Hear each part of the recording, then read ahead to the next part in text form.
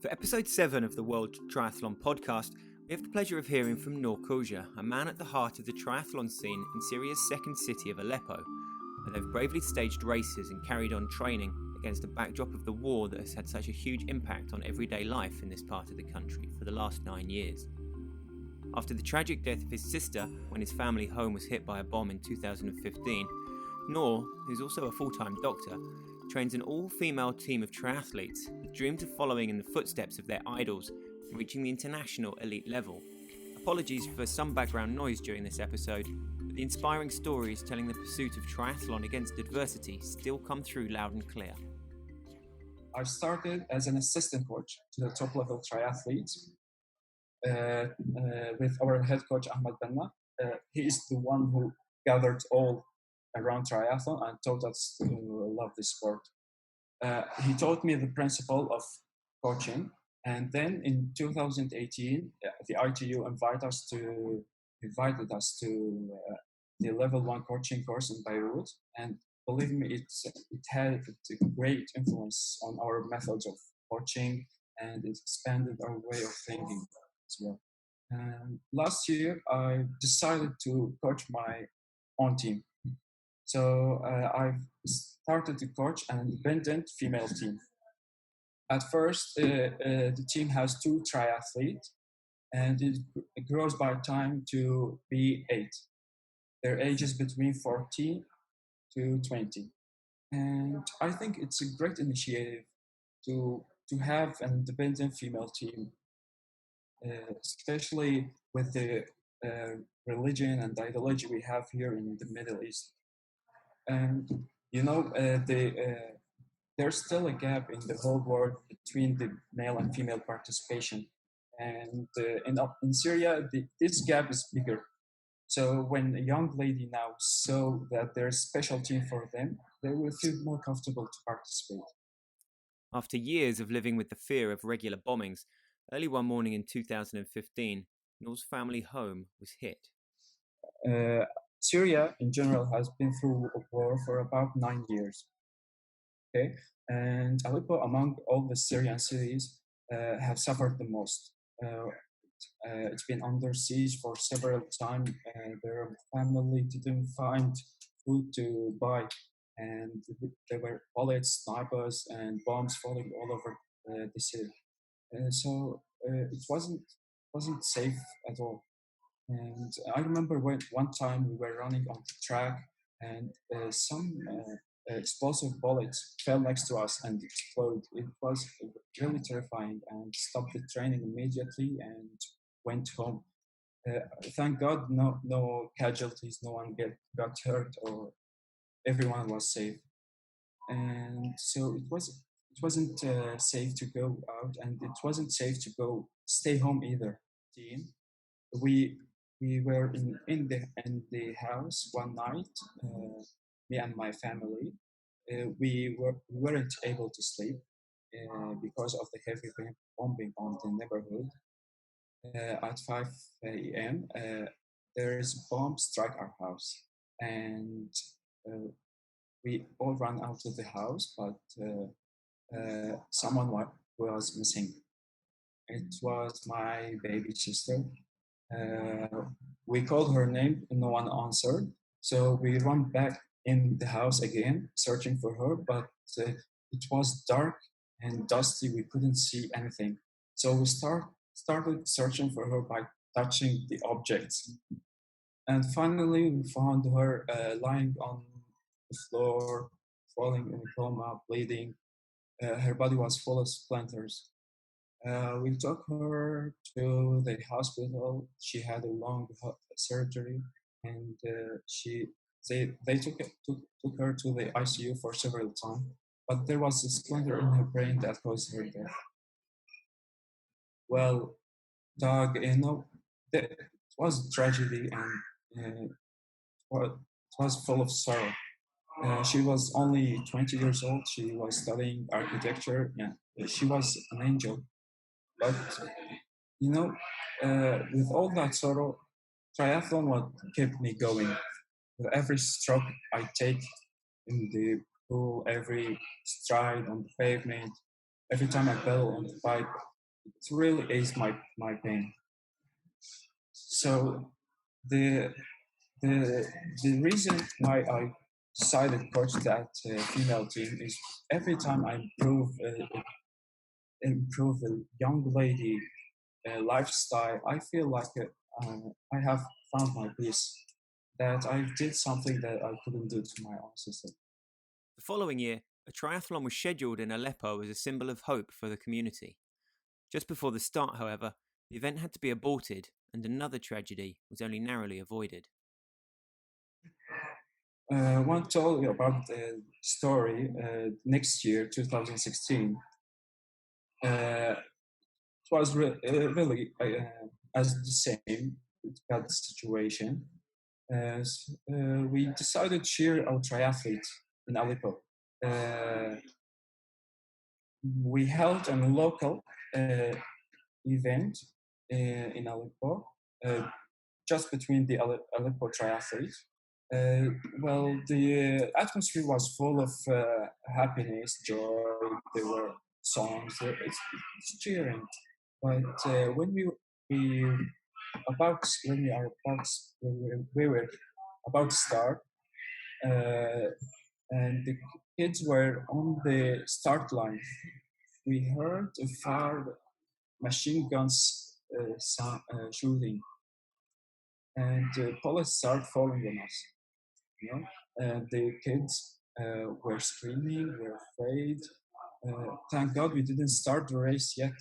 So we gathered the kids, took them to safe place. But in that time, we have one adult triathlete that got injured. We took him to the hospital. He had surgery. They took the bullet out, and it was 2 inches long. Fortunately, the triathlete is safe and sound, and he participated the next year. In 2017, Aleppo was finally considered safer, and a national championships was held on the same course as the aborted race the year before, in a great show of defiance. Yeah, well, in 2017, Aleppo was safer. The army had expanded his range of control, so we decided to make the first national championship in Aleppo since the start of the war. So and we did it in the same course as this last year to honor the injured triathlete, and it's really amazing and competing. It was really successful, in the contrary of the last year. The 2018 National Championships was able to be held in Aleppo, and this time with open water swimming for the first time in its history. An Aleppo legend was born in the shallow river Quake.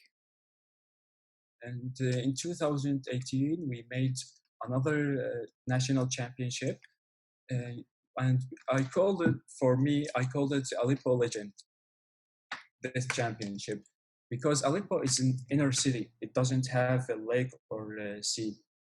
So it only have a shallow river crossing it. So we decided that year to make an open water event in that shallow river. For the first time? Yeah, the first time. So the water was 2 feet in depth only. So we start working as usual. The Aleppo staff, we get down to the river course, start cleaning, and we plug the end of the river with the big tree trunks tied together with ropes, and we use the plastic curtains and boards as well. But thank God it worked. Although we're not engineers, but worked. These young Syrians share the same dreams as countless other juniors the world over of becoming elite athletes. Local hero Mohamed Masso is competing for a tripartite place at the Tokyo 2020 Olympic Games. Well, this is our dream, to be involved in the international world development, and this is my dream to make our triathletes compete in the elite level, and to make them achieve what they're dreaming of. They all dreaming to compete like Gomez and Brownlee. One of the athletes that used to train in Aleppo is Muhammad Maso. He's now preparing for the Olympics. And we have from Aleppo as well Ahmad Mardini, Osama Khouja, and we have very talented now national champions like Ihab Khalouf and Adnan Asad.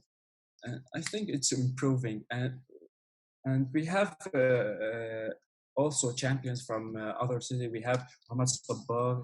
He was from Damascus. He is also preparing for the Olympics. We have Zakaria Kharat from Damascus, Adnan Zaki from Damascus, and Karim Samra, he's from Sueda. I think the triathlon situation or triathlon level in Syria is improving. The schedule is familiarly demanding, not least with working at the hospital to fit the day around. But limited facilities, including a lack of heating for the pool during the winter, are yet another obstacle in the progress of triathlon in Aleppo.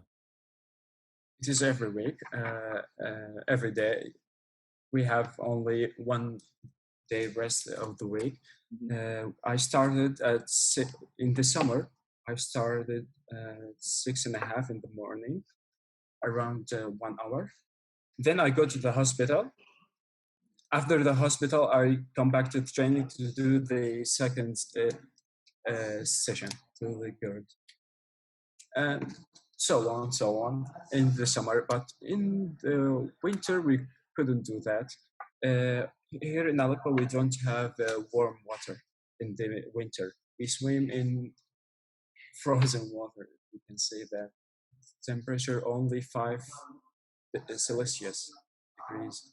So I don't know. There's 2 cities in Syria that have warm water, in fact. The priorities in funding wasn't for the sport. It was for the education, healthcare. Those are free for people in Syria. So the priorities are for the principle of life, food, and sport is considered luxury. Okay, so we have a lack of equipment, and as I told you, we don't have the warm water in the winter. But I think that the National Federation is giving us everything he could. When in the summer, the performance of the triathletes is rising, and in the winter we don't have pool. The performance of the triathletes all decrease. So it's like we are moving in the same place. So it's a big issue for us, but we're trying to make everything we can. Recently, the head of the General Federation of Sport has changed, and the new president of the General Federation of Sport had made an interview and promised the Aleppo city to warm the pool again in the winter. For the athletes and coaches alike, triathlon offers precious community and escapism from the struggle of daily life in a city that has had to face so much over the past 10 years.